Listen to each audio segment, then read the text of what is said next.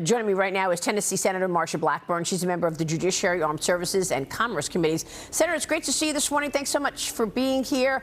We've got a lot to get to, but I want to start on this. What happened last night in the Senate, and did the Democrats pretty much just renege on Joe Manchin's permitting promises? Maria, it appears that the agreement was Manchin would pull his permitting out of this continuing resolution, because what the Democrats are wanting to do is play politics with this thing. They want it to end in December rather than waiting until the people have installed a new House, a new Senate, and then go forward with the funding bill after the first of the year. So this is what they're trying to set up so they can have the lollapalooza of spending bills at the end of the year. They know they're going to lose in November. So that was the whole point, so that they could do this until December 16th, so they're still in control before a new Senate is in place. I think this is one of the points. Wow. That it gives them the ability to negotiate out a date that is this year instead of waiting until after the first of the year when you have a new House and a new Senate. Bear in mind, for the left, they never lose their appetite for the taxpayers' money. There is never enough money that they can get their hands on, and the amount of spending they have done under this Biden administration, look at what it's doing to inflation. Yeah. Tennessee families are going to spend an extra $7,386 this year because of inflation and what it's doing to energy, to groceries, to a little bit of everything. Well, you know, it's incredible to me that this White House refuses to acknowledge these serious issues that are hurting American families. You're talking about inflation, and that obviously is the leading concern.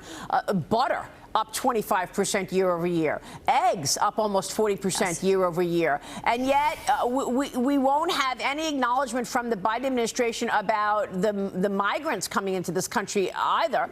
We just showed an 18th bus this week.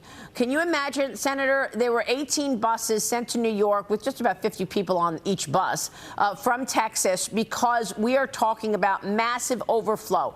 People from 150 countries coming through the Rio Grande. And what are we focused on? President Biden's student loan bailout. It's facing the first legal challenge, a public interest attorney filing a lawsuit to prevent the handout from going into effect. White House Press Secretary Karine Jean-Pierre responded to it yesterday. And here's what she said. You got to hear this. Watch. Opponents of the Biden-Harris administration student loan plan are trying to stop it because they know it will provide much needed, again, relief for working families. Anyone who does not want to give that debt relief can choose to opt out. God, it's really painful to watch her. You just wind her up and she just reads the talking points. I hate to say this, I really do.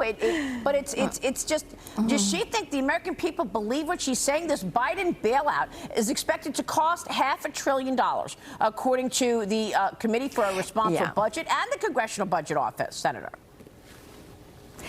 That's right, and that is the opening bid of what it is going to cost. Bear that in mind. Bear also in mind 210 million Americans do not have a college degree. 40% of the student loan debt is held by who? The rich, people that are doctors, lawyers, PhDs, advanced degrees. There is only 10% that is held by the bottom fifth of wage earners. This is one of the most egregious oversteps. It's going to allow colleges to increase their tuition because, hey, the money's free. And they're not held accountable for the fact that people can't get a job once they finish college, and it is grossly unfair to people that have worked. I know a single mom worked 2 jobs. Her daughter worked 2 jobs. They did this for 5 years in order for the daughter to come out of school people with a teaching degree. Unbelievable. And she is a school teacher.